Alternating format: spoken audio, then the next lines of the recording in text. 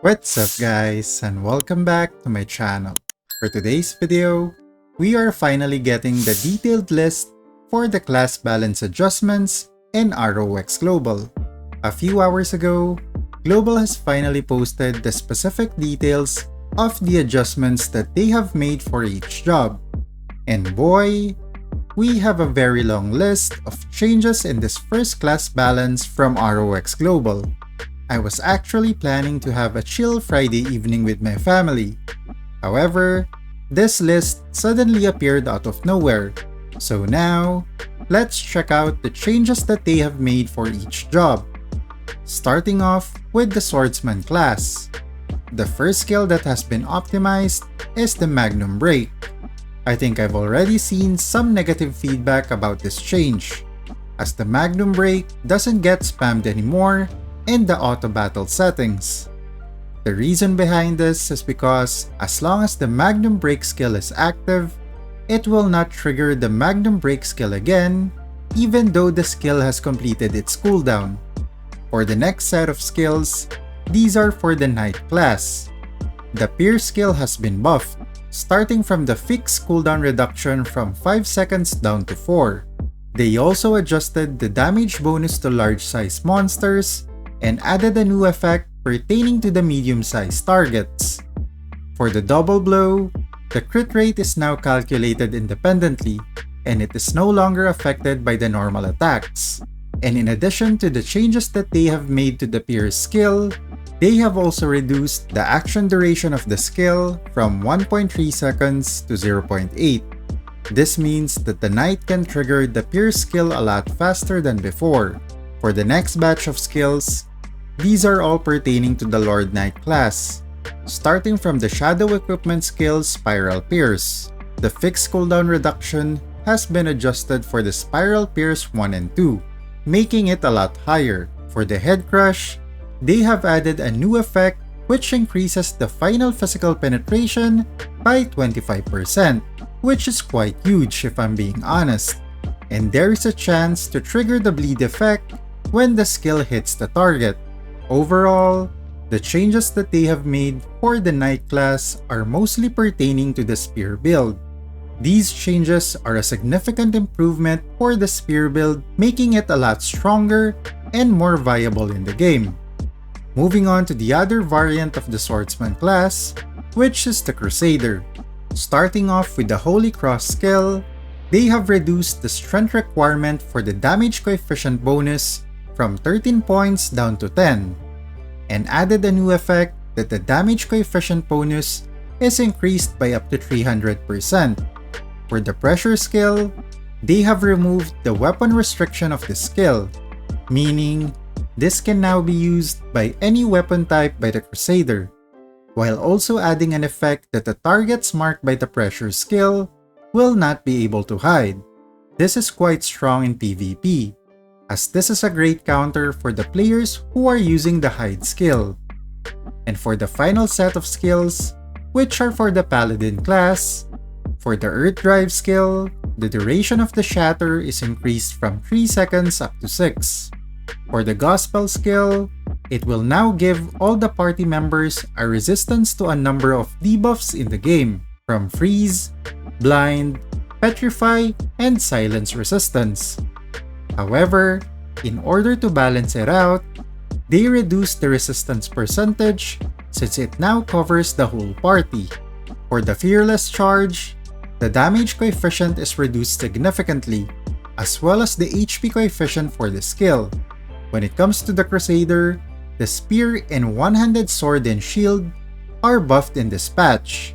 However, that is not the same for the Two-Handed Sword build, as one of the main skills that this build uses is the Fearless Charge, which is nerfed significantly in this patch.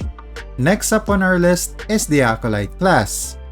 For the first skill that has been adjusted, the Mace Mastery calculation has been updated. Now, they didn't indicate the original calculation before this change, so from my point of view, I won't be able to compare if this is a positive or a negative change. Maybe one of our viewers is an Acolyte class, and you can share your own experience in the comment section below. The next one is the Signum skill, where they modified the skill's elemental damage from neutral to holy. For the Holy Light, they changed the skill's effect from landing a critical hit to dealing a double damage instead. This change is also applied to the Holy Light skill 2 in the Shadow equipment. For the Priest, the Holy Booster stacks has been increased from 3 to 5. For the Turn Undead skill, they also removed the chance of landing a critical hit, but instead, they added a double damage effect. Moving on to the High Priest, there are several skills that has been modified for this class. For the Angelus and Assumption skills, the Vitality bonus for the physical and magical defense has been increased up to 400% respectively. For the Magnum skill, they have added a new effect where it can have 3 Holy Cross sanctuaries at one time. For the Judge skill, they removed the damage bonus for the Holy Light and Turn Undead skills. For the Lex Eterna, the damage bonus effect will now only apply to skill damage and not on normal attacks. For the other variant of the Acolyte class, which is the Monk, for the Iron Fist, the agility bonus on physical attack is increased from 5% up to 50%. That is a huge leap, as this will grant the Monk a significant improvement in their physical attack. For the Critical Explosion, they have optimized the auto-battle function of this skill. Basically, it will no longer spam the Critical Explosion skill even after its cooldown. It will wait for the Critical Explosion effect to disappear before casting the skill again. As a Monk player for years, this is one of the most requested updates that I've always wanted for this class, because there is no reason for a Monk to keep spamming the Critical Explosion skill. It only lessens your damage because this will consume your Spirit Spheres. For the Champion class, the damage coefficient for the Asura Strike is now increased by the Strength and Agility stats. It also ignores 100% of the target's physical reflect damage. When it comes to the Acolyte class, I think most of the changes that they have made are quite good. Of course, I'm not really sure if the new calculation for the Mace Mastery is bad for the Mace build. So maybe, Priest players can write their own experience in the comment section below. However, for the Monk class, these are great adjustments for this job. In my personal opinion, these changes can really put the Monk class on par with the top DPS classes in the game, maybe even a lot better. Moving on to the third class on the list, which is for the Mage job. For the Wizard class, I'm not really sure what this adjustment for the Napalm beat. Maybe a Mage player can explain more what this description about the auto battle is not available for this skill. When it comes to the casting range, it has been increased from 8 meters up to 12. For the Sight, they fixed an issue where the casting range did not match the skill description under the auto battle. For the Kindle, the fire damage bonus is increased from 1% to 2% every level. For the Abyssal Swamp, this is quite a nerf for this skill in my opinion, because when a player uses a Panacea to remove the debuff inflicted by this skill, even though they are still standing within the skill's range, the debuff effect of the Quagmire will no longer be applied to the target. Moving on to the High Wizard class, for the Meteor Storm, this is a great buff for this skill, as it can now be casted without the need of being channeled. They have also reduced the fixed cooldown from 6 seconds down to 5.5. The fixed channeling time is also reduced for the Gravitational Field skill, from 1.2 seconds down to 0.6.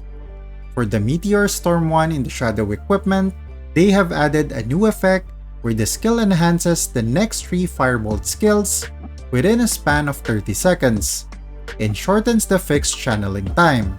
This is also similar to the change that they have made for the Gravitational Field in the Shadow equipment, where it enhances the next 2 Heaven's Drive as well. For the Chain Lightning, they have increased the damage coefficient and the fixed damage as well. For the Lightning Overload, The wind damage bonus effect is increased from 1% to 2% every level. The chain lightning one in the shadow equipment now has the same effect similar to the meteor storm and gravitational field. This is also applicable for the storm gust one in the SE, where this will enhance the next cold bolt skills. Now, moving on to the other variant of the Mage, which is the Sage class. The auto spell will no longer have a variable cooldown. They also removed the dex bonus on elemental arrow levels, and the trigger probability has been increased as well. They have also added a new effect where every 500 intelligence increases the elemental arrow by 1 level, with a maximum of 10 levels. For the elemental mark, it will no longer consume any imbuement, and the damage coefficient is redesigned and no longer affected by this.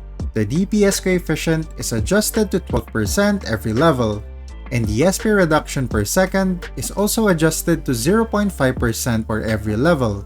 A new effect has also been added, where the SP of the player cannot be recovered using potions or regenerate naturally. For the elemental bonus, the damage coefficient is increased. For the radius, the Magic Surge no longer provides a damage bonus to the Magic Crasher skill. Instead, they have added a new effect where each stack of Magic Surge increases the caster's Earth, Fire, Water, and Wind enhancements. For the habitual casting, they increase the damage bonus computation. And finally, for the Professor class, the Spell Fist damage coefficient has been increased from 4% to 5% every level, while the Spell Fist 1 and 2 in the Shadow equipment has also been improved by increasing the trigger probability rate. For the final skill, which is the Elemental Field, they optimized the auto battle system for this skill. Basically, the character will no longer move to the target to cast the skill. Overall, these changes for this class are great, and will surely make the Mage players happy. If I'm being honest, this class has been massively buffed in my opinion. But anyway, this will be the final class for this video. We still have a few more jobs to go, and I don't really want to put out a very lengthy video, so I will be posting the second batch tomorrow. If your character is a part of the jobs mentioned in this video, let me know your thoughts if these changes were good or bad to your class. If you enjoyed the video, don't forget to leave a like, and if you want to see more ROX content, don't forget to subscribe to the channel. GG! You're a superhero.